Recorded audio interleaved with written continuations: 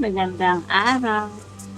Ang ating topic po ngayon ay ang 5 First Friday Devotion in reparation to the Immaculate Heart of Mary. The promise made by Our Lady to Lucia on July 13, 1917, that there would be a future manifestation concerning the practice of the 5 first Saturdays was fulfilled on December 10, 1925. Lucia was a postulant sister in the Dorothean Convent of Tuy, Spain. On this occasion, Our Lady appeared together with the child Jesus, who spoke first to Lucia. So ito po ang devotion sa 5 first Saturdays. Ang reparation para sa Most Immaculate Heart. At nagpakita ang Blessed Mother together with the Child Jesus kay Lucia. Ito ang sabi niya: have compassion in the heart of your most holy mother, covered with thorns which ungrateful men place therein at every moment, while there is no one who does an act of reparation to withdraw them for her. Ito po, nagpakita ang Child Jesus, ang Blessed Mother, karga-karga ang Child Jesus at ating Panginoong Jesus ang nagsalita. Have mercy, have compassion in the heart of your most holy mother. So, maawa sa heart ng most holy mother, dahil alam naman natin ang pagbablaspheme sa Blessed Mother, hindi ba sa taas ng cross, ibinilin sa atin ng ating Panginoon ang mahal na Birhen na upang siya ay pangalagaan. Ngayon, ito ang ipinapakiusap niya. Have compassion on your Blessed Mother. Kailangan nating magkaroon ng reparation para sa mga blasphemies, para sa Blessed Mother. Dahil there is no one does an act of reparation to withdraw them for her. Yung mga blasphemies na iyon. So ito ang requirements. Ito ang 5 first Saturdays. Di ba meron tayong 9 first Fridays. So ito naman, first Saturdays para sa Blessed Mother. Number 1, confession. Number 2, receive Holy Communion. Number 3, this devout recitation of the Holy Rosary with meditation.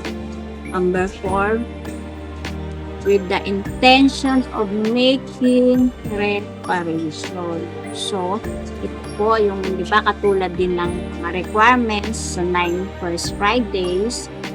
Ito naman po ang 5 first Saturdays in reparation para sa Immaculate Heart of Mary. So, yun po yung confession, receive Holy Communion, yun po yung Holy Mass, aatin ng Holy Mass at doon magre-receive ng Holy Communion.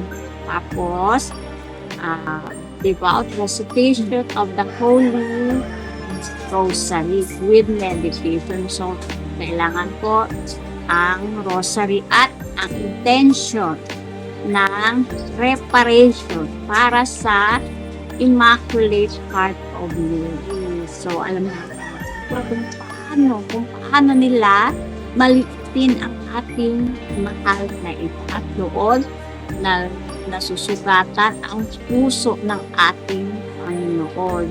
So, ito po ang Panginoong Jesus ang nagsasalita na magkaroon tayo ng compassion sa ating Blessed Mother, sa kanyang mahal na ina na itinagubilin sa atin.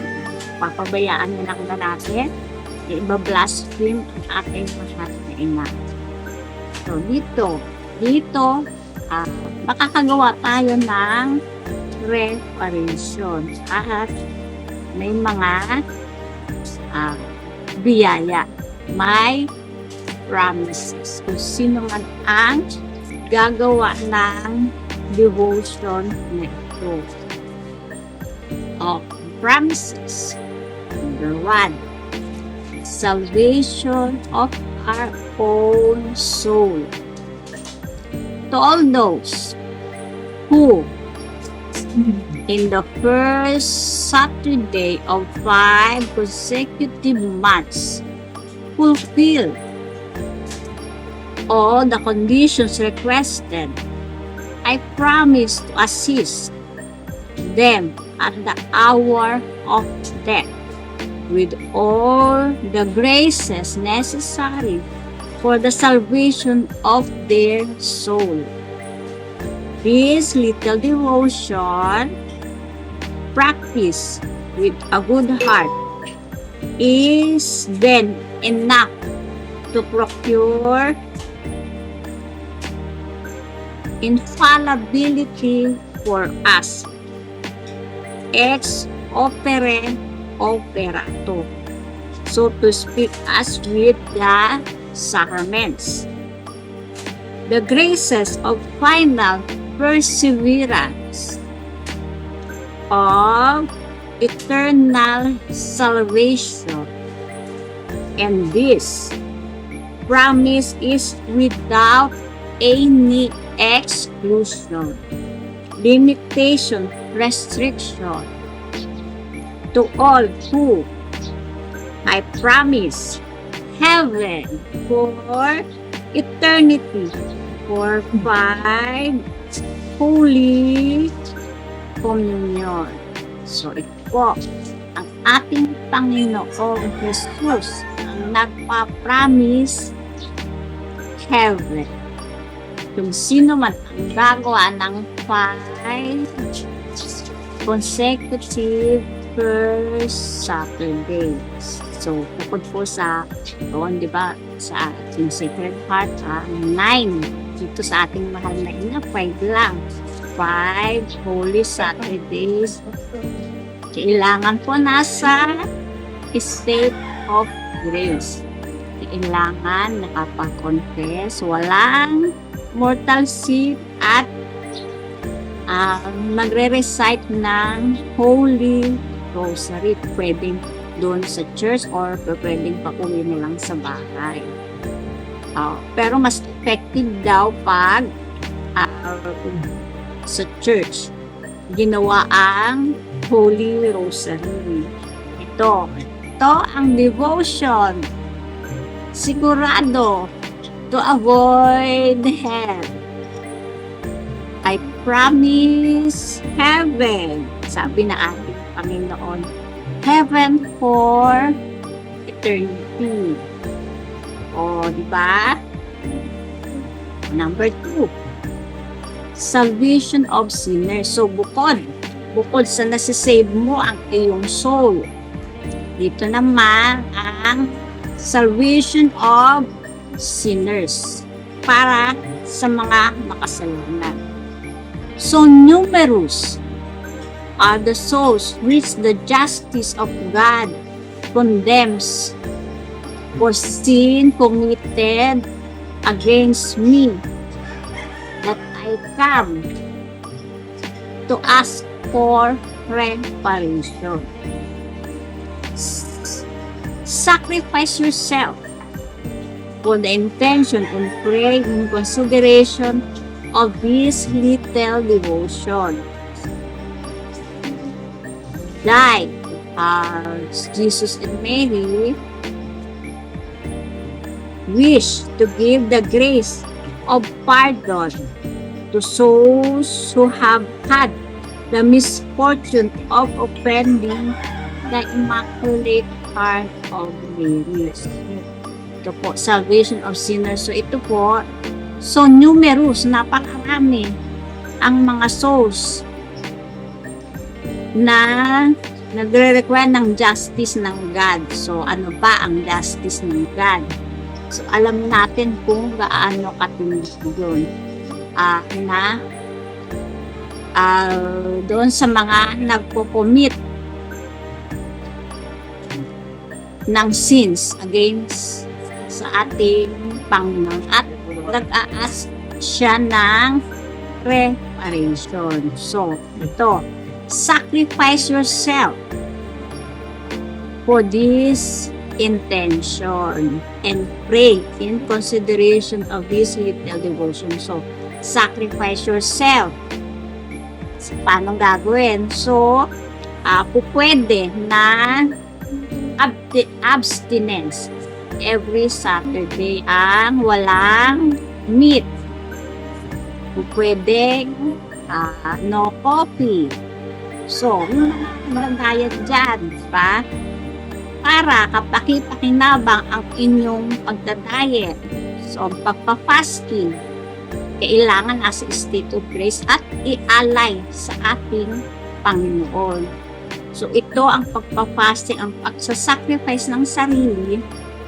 Ito ang pagka-conquer, di ba? Minsan hindi mo magawa. Ito ang pagka-conquer sa ating sarili, ang pagpa-fasting. Alam niyo na yung fasting, di ba? No meat, abstinence, no meat. Fasting, di ba? Yung maliliit na pagkain lamang. Isang full meal at dalawang mga half meal. So, yon ang pagpa-fasting.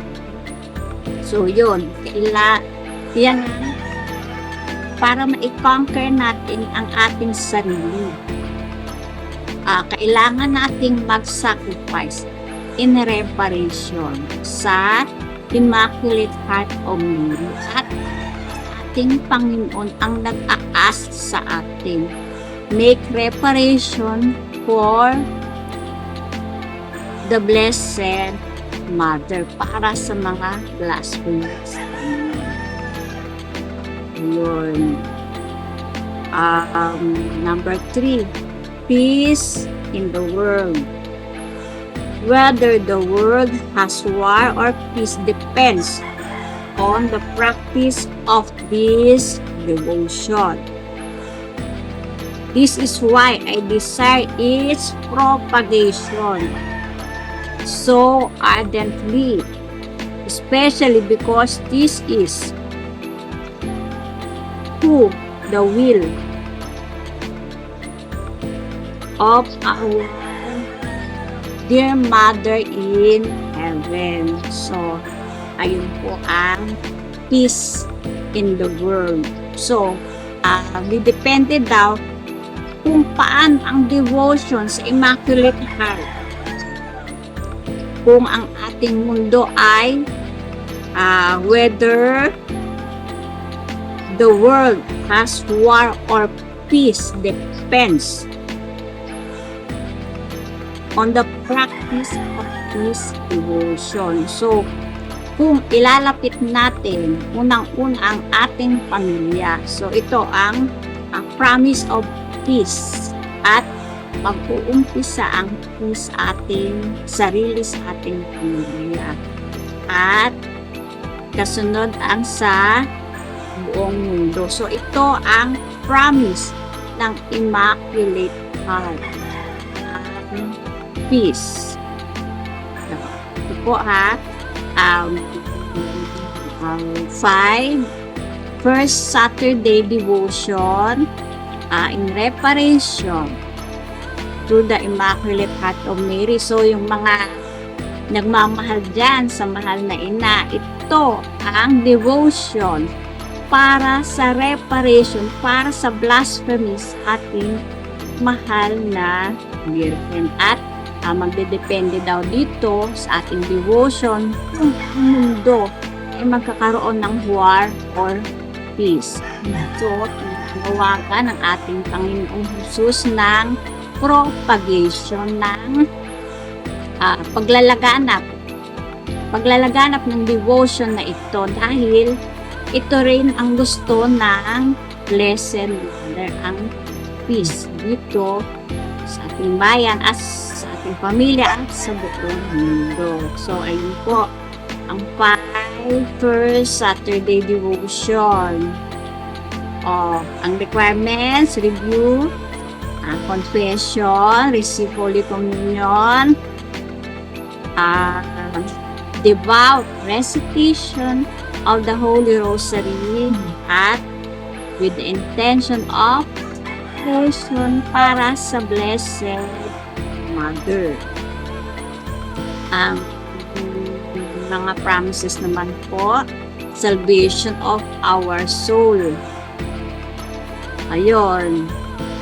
Kung sino ang nakagawa ng first Saturday devotion at nakapulfill ng conditions ang nasa hour of death ay i-grace ang mga kinakailangan niyang biyaya para sa kaligtasan ng kanyang soul.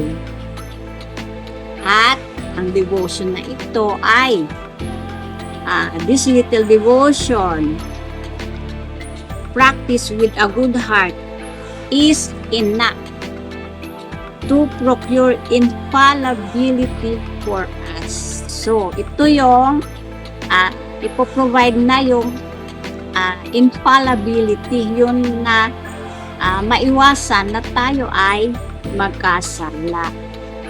Ayun, yun yung infallibility natin. Ex opere operato, na ang Panginoon ang kikilos, na siya ang gagalaw, hindi dahil sa ating pagustuhan, sa ating power, kundi na ang Panginoon. Ang power ng Panginoon ang kikilos sa atin. At ito nga ang tigagrant ang final perseverance na eternal salvation. At ang promise na ito ay walang exclusion, walang limitation, walang restriction. To all. Ito ay para sa lahat. I promise heaven for eternity. Yun ang promise ng ating Panginoon. At pag ang Panginoon ay nag-promise, alam naman natin na ito ay hindi mag-fail.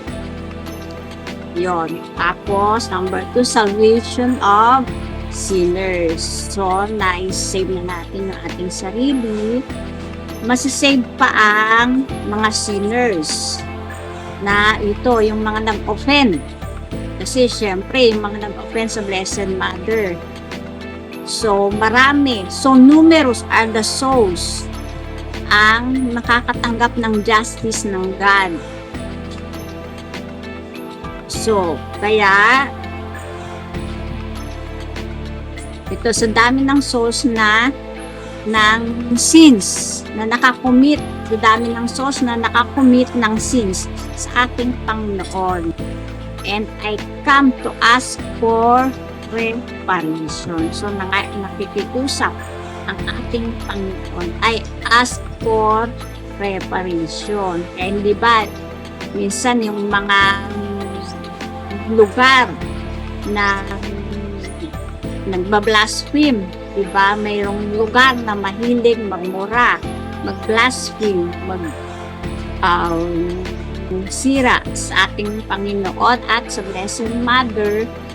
Diba, nandyan na yung mga bagyo, mga lindol, kung anong nangyayari. So, ito, kaya, tinatawagan tayong gumawa ng reparation for sinners. Para sa kanila ang salvation of their souls. Number 3, peace in the world. So, ito nga na didepende kung gaano ang devotion sa Immaculate Heart, kung paano na magkakaroon ng war or peace. Didepende sa atin. Kung gusto mo ng peace, dahil ito ang pangako, peace in the world, na kailangan ng devotion sa Immaculate Heart at ang ating Panginoong Jesus ang nakikiusap sa atin. Siya ang kausap ni Sister Lucia na nakikiusap na gumawa ng reparation para sa Blessed Mother, at siya ang nagbigay ng mga promises, at promises ng God ay hindi mag-fail.